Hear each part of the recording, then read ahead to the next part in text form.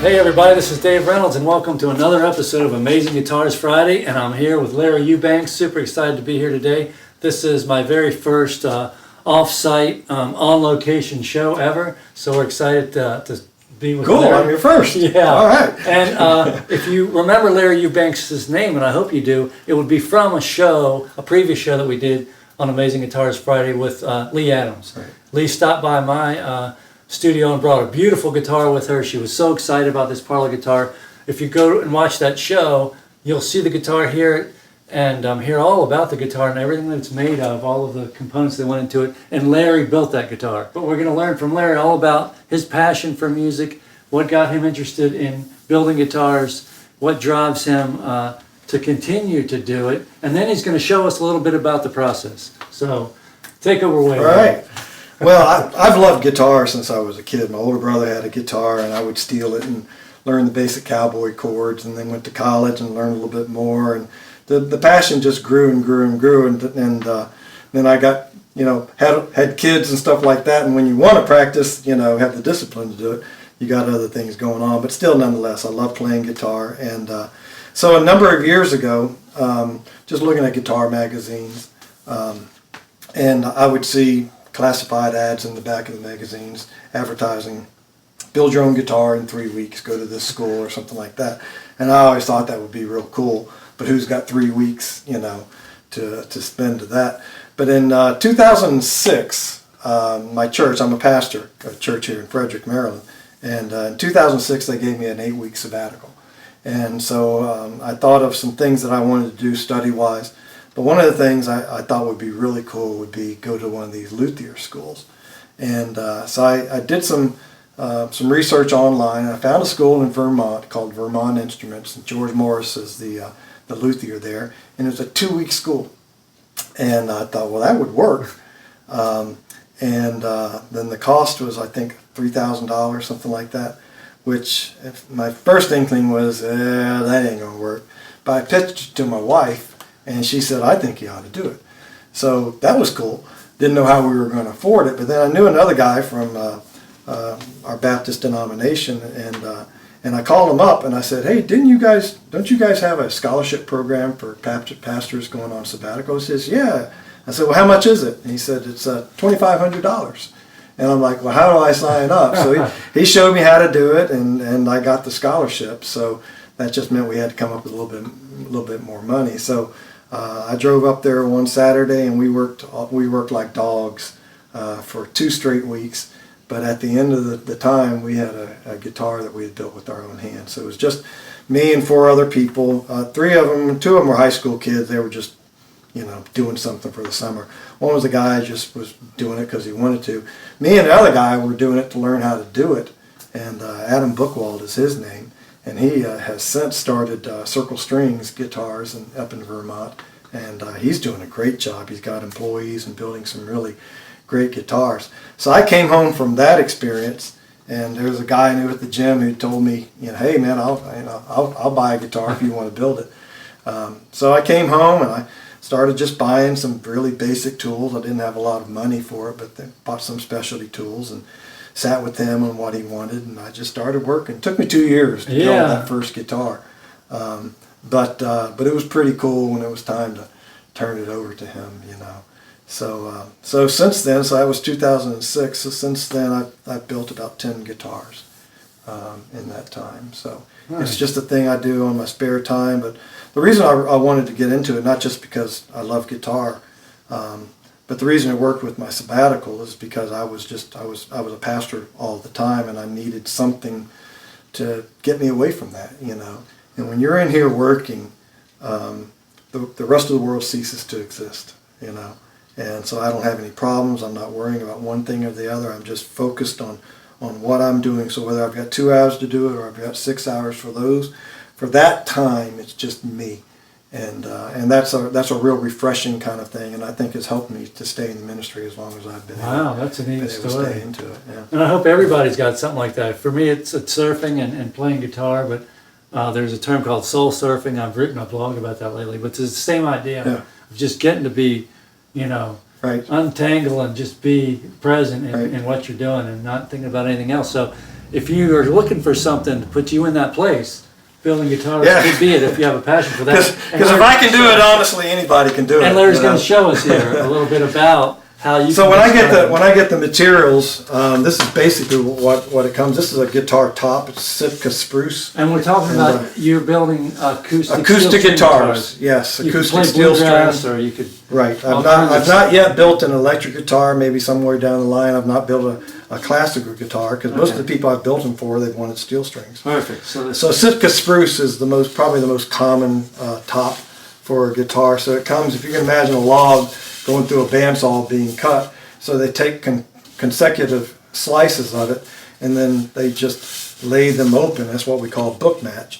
And that means that your grain lines are symmetrical. So you probably can't see it, but the grain lines on the outside here match the grain lines on the outside here. So this is wide grain, and this is very narrow grain in here. So that provides a symmetrical look, but it's also structurally symmetrical also. And the design meets in the middle here perfectly. Right? Yes. So that's really neat. Right. It comes right across that scene. Yeah, so guitars are symmetrical instruments, right? They're round, so we build off a center line, so everything, matches off of the center line. Nice. And so the first thing I do when I get this is I make sure that seam is nice and flat, and I glue those things together.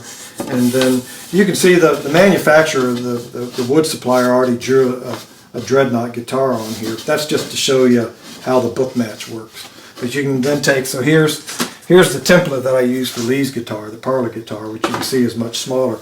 I just line up the center lines, and that gives me the shape of the guitar that I'm going to build. So if you're interested in building guitars, you can get some of these templates. Yes. So you need to get some wood. You need to get some templates. Well, actually, the first couple of guitars I made, I didn't have these templates. Oh, okay. I had some plans, but if you can work off a center line, you can actually. You can come up with those dimensions. Yeah, or you can take a guitar that you like. So, like I already had a Dreadnought Yamaha guitar. So I took that and I just put it on poster board. Oh. And I traced around it. Shape. But I marked the center line because really all you need is half of the center line. Right. Half of the guitar, you put it on the center line, and take your template, flip it over, and you've got it, and it's symmetrical. Rather than drawing it all the way around. So you don't need these things. And in fact, the guitar I built, we're talking about these molds. The guitar I built in Vermont, we didn't use molds. So you don't even need a mold to do it. But we'll talk about that. Okay. Talk about that in a second. So that's the top wood. Piece. The back comes the same way. This is a piece of Eubanks. It's African hardwood. And so it comes book matched as well.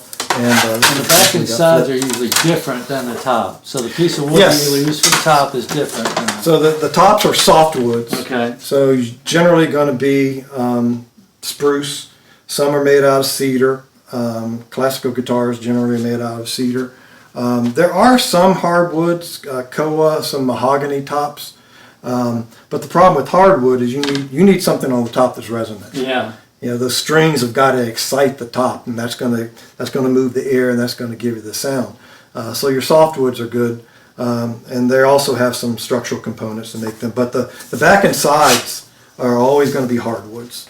And so once again, this is book matched, and so that's the Eubanks. So I'll glue that together as well, and then put in the shape.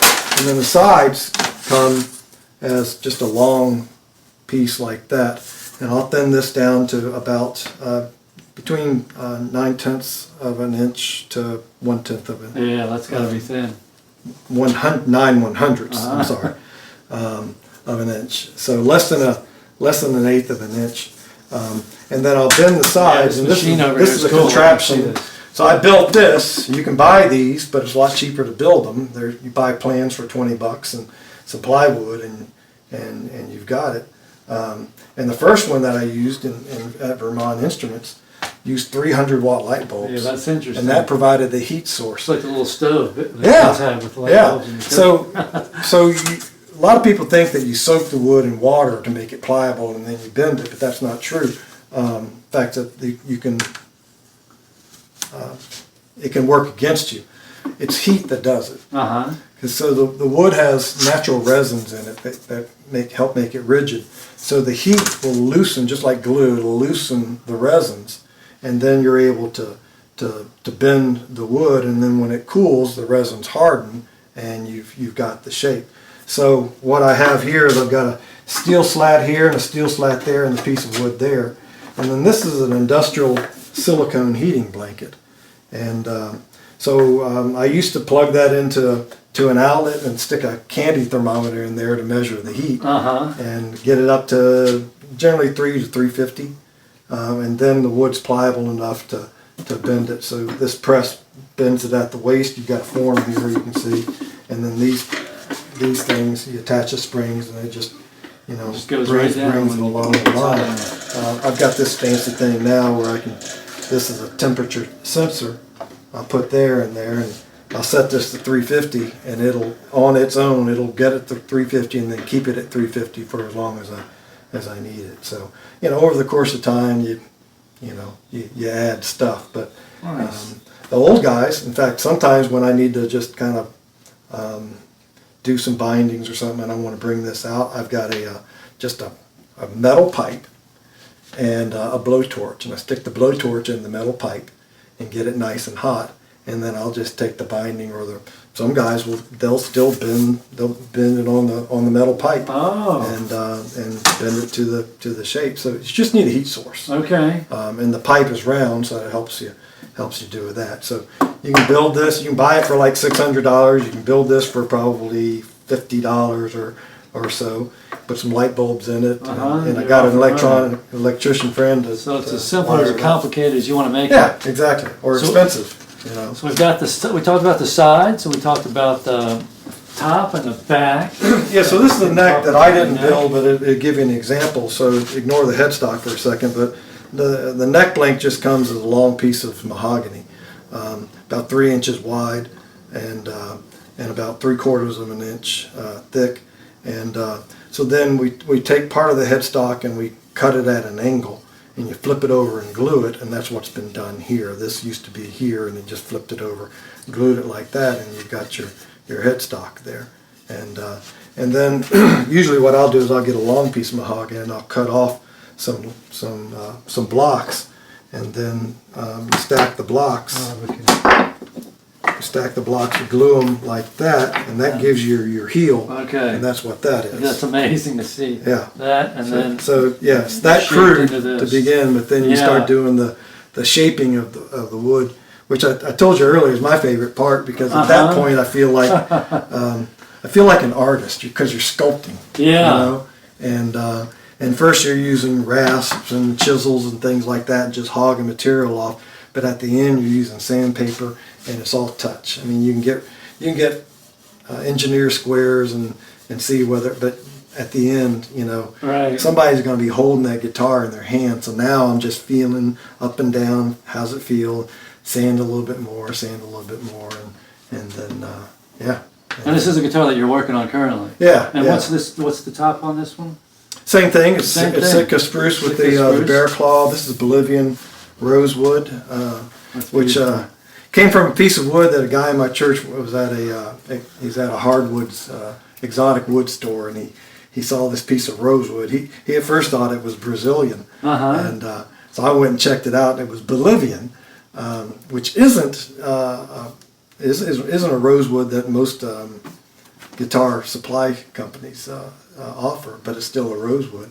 And so the guy at the place, sawed it down for me, and I had to do some more work with it. But that's the first time I ever used any wood that just came in a blank that wasn't already done like that. So. And is this the first guitar you've made with the Bolivian rosewood? Yeah. So you haven't heard it yet?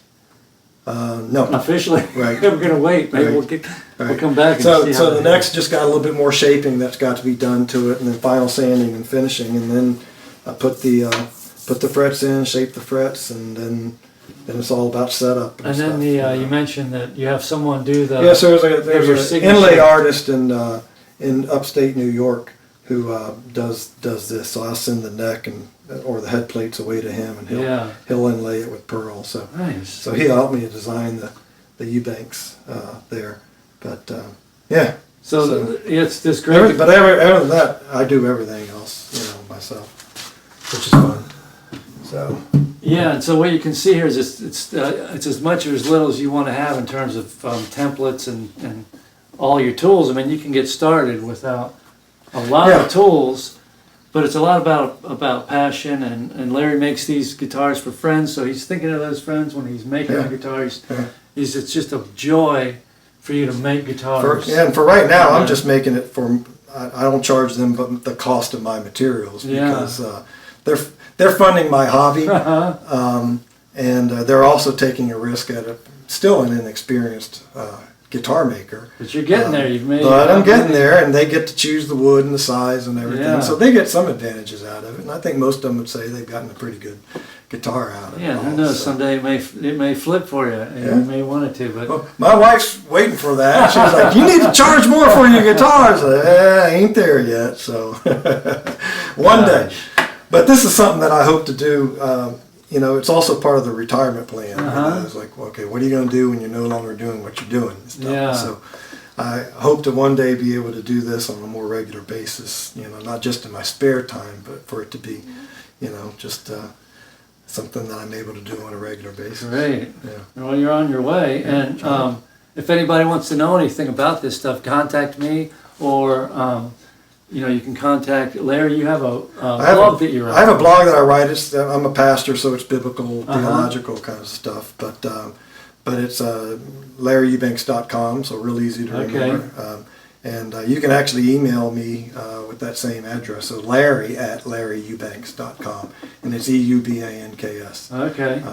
And so if you have any questions, shoot them my way, and I'd be happy to answer them. And compared even 2006 when I started, there were some books to read. There was one guy, Robbie O'Brien, who was starting to do some videos and stuff. It's blown up. There's all sorts of resources out there, and what Robbie O'Brien was doing back then, he's 10 times bigger now. So if anybody's interested, there's just all kind of resources that'll guide you through step by step on how to build a guitar. So if I can do it, anybody can do it. I can promise you that. Yeah, and Larry's built. You should see Lee's guitar. I would suggest you do that. And thanks a lot, Larry. Yeah. You're doing a lot of great work. And, well, thanks for coming to my workshop. By the way, everybody, this is my garage. Okay, this is not a dedicated workshop. So I've seen guys online who build guitars on their kitchen table. Yeah. So, so there's no excuse not to build a guitar. If it's something you've got passion to, go for it. Go for it. And just get started. And there's a lot of support for you if you want. Then you get to meet really cool guys like Dave Reynolds. So. All right. Well, thanks a lot, Larry. Yeah. And thanks everybody. And stay tuned for more Amazing Guitar Friday shows coming up. And thanks a lot, Larry. And have a good day. All right. Bye-bye. See you guys.